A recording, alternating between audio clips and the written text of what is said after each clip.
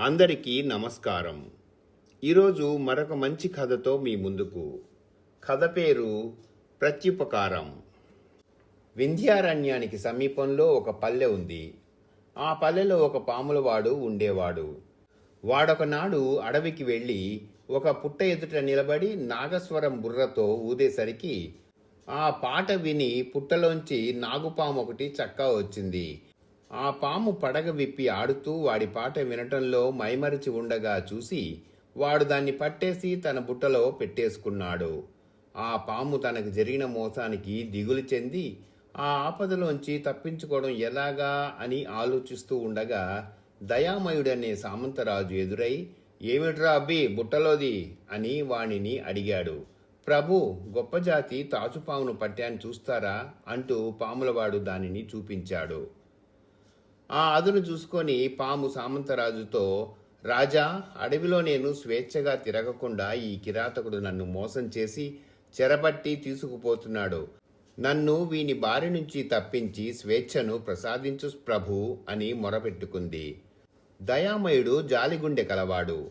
పాములవాడితో, "అరే అబ్బి, ఆ పామును వదిలేసేయి, దాని దారిన అది పోతుంది" అని చెప్పాడు. కానీ పాములవాడు, "ప్రభు, ఈ పామును ఊళ్ళమ్మటా తీసుకెళ్లి ఇంటింటా తిప్పి ముష్టి ఎత్తుకుంటే గాని నాకు నా సంసారానికి గడవదు. దీన్ని వదిలేయమని ఆజ్ఞాపించి నా కడుపు మీద కొడతావా స్వామి" అన్నాడు. అందుకు దయామయుడు, "అదే కారణమైతే ఈ ముత్యాలహారం తీసుకుపోయి అమ్ముకో. దీనితో నీ దరిద్రం తీరుతుంది. పాముని మాత్రం వదిలేయి" అని అంటూ మెడలో హారాన్ని తీసి వాడి చేతిలో పడేశాడు. పాములవాడు సంతోషించి పామును వదిలేసి తన దారిని పోయాడు. పాము తన పడగను వంచి దయామయునికి నమస్కారం చేసి, "రాజా, నీవు నాకు ఈనాడు చేసిన మేలు ఎన్నడూ మరవను" అని కృతజ్ఞత తెలిపి మాయమైంది. దయామయుడు వెళ్లి తన కోట చేరుకున్నాడు. కొంతకాలం గడిచింది. దయామయుడికి గిట్టని సామంతులు కొందరు చక్రవర్తితో అతని మీద చాడీలు చెప్పి ద్వేషం పుట్టించారు.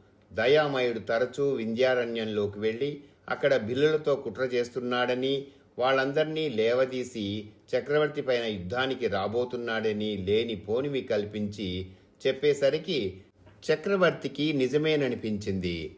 ఆయన దయామయుణ్ణి ఏదో మిషపైన రప్పించి అతడు ఒంటరిగా ఉండగా బంధించి ఖైదీలో వేయించాడు.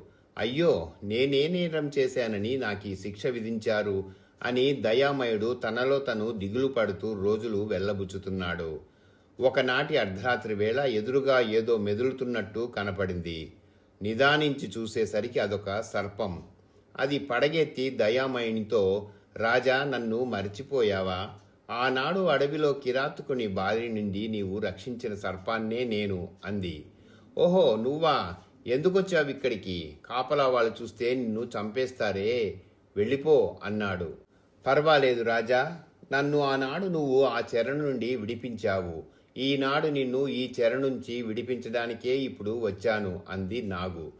దయామయుడు, "వెర్రిదానా, నన్ను నువ్వు విడిపించలేవు. ఎందుకంటే గిట్టని వాళ్ళు నాకు ప్రతికూలంగా చక్రవర్తి చెవిలో పోసిన విషము చాలా చెడ్డది. ఆ విషానికి నీ కోరలలోని విషానికి పోలికే లేదు" అన్నాడు. అందుకు నాగు, "రాజా, నువ్వు చెప్పిన మాట నిజమే గాని నిన్ను మాత్రం నేను రక్షించగలను. ఉపాయం చేత ఏమైనా సాధించవచ్చు. నిన్ను చెర నుండి తప్పించడానికి నేను ఉపాయం ఆలోచించుకునే వచ్చాను" అంది. "ఏమిటది?" అని అడిగాడు దయామయుడు. "తెల్లవారేలోగా నేను చక్రవర్తి అంతఃపురం చేరుకొని నిద్రలోంచి లేచేసరికి ఆయన కంఠాన్ని చుట్టుకొని ఉంటాను. నన్ను చంపుదామని కర్రలు ఎత్తుకొని కత్తులు పట్టుకొని అందరూ వస్తారు. కానీ నేను చక్రవర్తి కంఠాన్ని చుట్టుకొని ఉండడం చేత నన్ను కొడితే నా ప్రాణంతో పాటు చక్రవర్తి ప్రాణం కూడా పోతుంది. కనుక నా ఒంటి మీద దెబ్బ వేయడానికి ఎవరూ సాహసించరు. చక్రవర్తికి అపాయం కలగకుండా పాము నుండి ఆయనను రక్షించే మంత్రగాళ్ళెవరూ లేరా అని వాళ్ళు వెతకటం మొదలు పెడతారు. అప్పుడు నువ్వు సర్పాన్ని మంత్రం చేత వశం చేసుకునే చక్రవర్తిని రక్షించగలను. నేను అడవులు తిరిగేవాణ్ణి, నాకీ మంత్రాలు వచ్చు అని చెప్పు.